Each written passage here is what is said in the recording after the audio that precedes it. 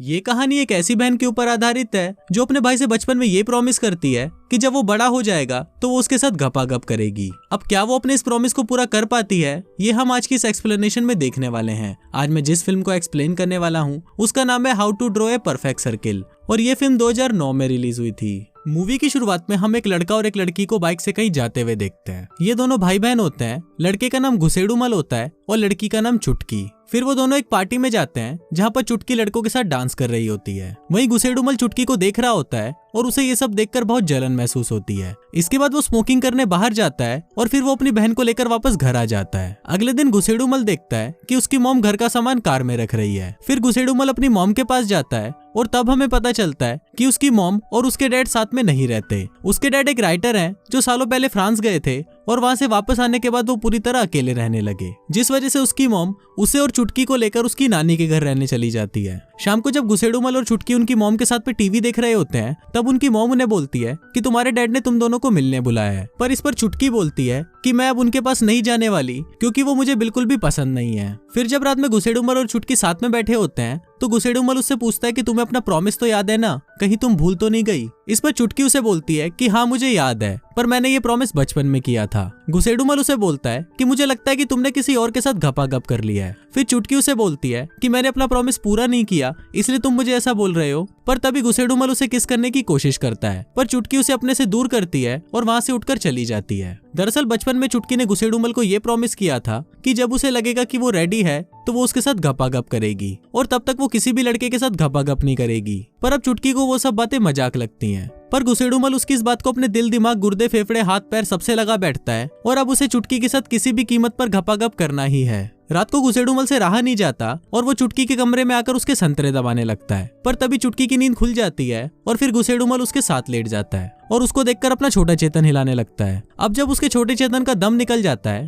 तो चुटकी उसे बोलती है कि तुम यहाँ से चले जाओ नहीं तो मॉम को पता चल जाएगा। दोस्तों यहाँ पर हमें पता चलता है कि घुसेड़ूमल रोज चुटकी के पास जाकर अपना छोटा चेतन हिलाया करता था।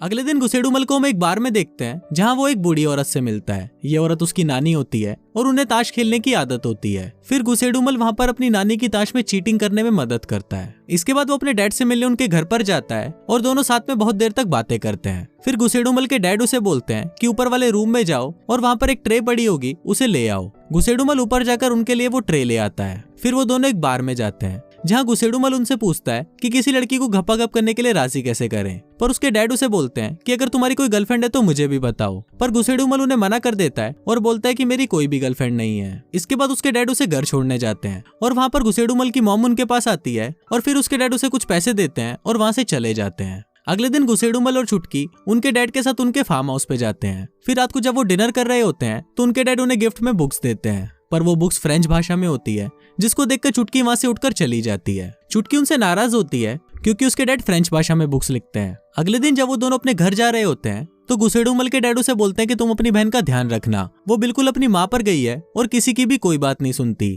घर आने के बाद घुसेड़ूमल चुटकी की आंखों पर हाथ रखता है और उसे अपने साथ एक रूम में ले जाता है। फिर वो एक दीवार के पास आता है और अपने हाथों से उसे एक परफेक्ट सर्किल बना के दिखाता है। अगले दिन जब चुटकी घर से बाहर निकलती है तो घुसेड़ूमल उसका पीछा करता है। फिर चुटकी एक घर में चली जाती है और घुसेड़ूमल एक खिड़की से उसे देखने लगता है। वो वहां पर देखता है कि चुटकी किसी लड़के के साथ धुआंधार घपाघप कर रही है। फिर चुटकी भी उसे उसको देखते हुए देख लेती है जिससे वो वहां से भाग जाता है। फिर घुसेड़ूमल जब घर जाता है तो वो देखता है कि उसकी नानी मर चुकी है, जिसको देखकर वो पूरी तरह टूट जाता है। इसके बाद वो भागते हुए अपने डैड के घर जाता है पर उसके डैड घर पर नहीं होते और घुसेड़ूमल उनके दरवाजे पर ही सो जाता है। अगले दिन जब उसके डैड घर पर आते हैं तो वो उसे अपने साथ अंदर ले जाते हैं। फिर उसके डैड उससे पूछते हैं कि क्या हुआ तो वो उन्हें कुछ नहीं बताता। इसके बाद घुसेड़ूमल के डैड उसे बोलते हैं कि एक ट्रे में खाना रखकर उस ट्रे को ऊपर गेट के पास छोड़ आओ और घुसेड़ूमल ऐसा ही करता है। फिर उसके डैड उससे पूछते हैं कि तुमने कहीं दरवाजा खोलकर तो नहीं देखा, जिस पर घुसेड़ूमल बोलता है कि नहीं।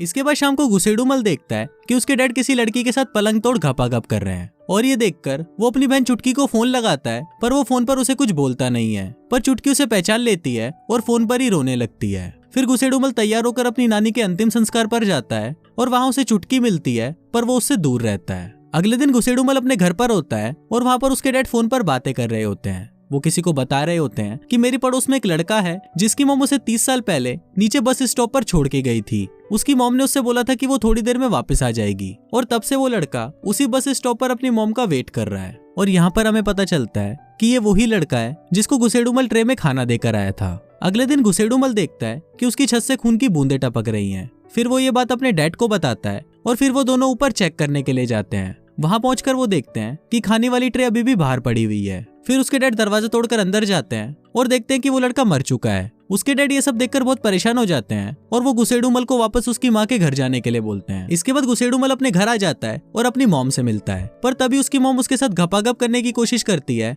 तो गुसेडुमल उन्हें बोलता है कि उसने ऐसा कभी कुछ नहीं किया। ये सुनकर उसकी मॉम उसे छोड़ देती है और बोलती है कि जाकर अपनी बहन से मिल लो, वो तुम्हारा छोटा चेतन लेने के लिए तड़प रही है। फिर गुसेडुमल अपनी बहन के कमरे में जाता है जहां वो रोते हुए उसके पास आती है और फिर वो उसके साथ घपाघप करने लगती है। अगले दिन चुटकी भी गुसेडुमल की तरह दीवार पर एक परफेक्ट सर्किल बनाती है और ये फिल्म यहीं पर ही खत्म हो जाती है।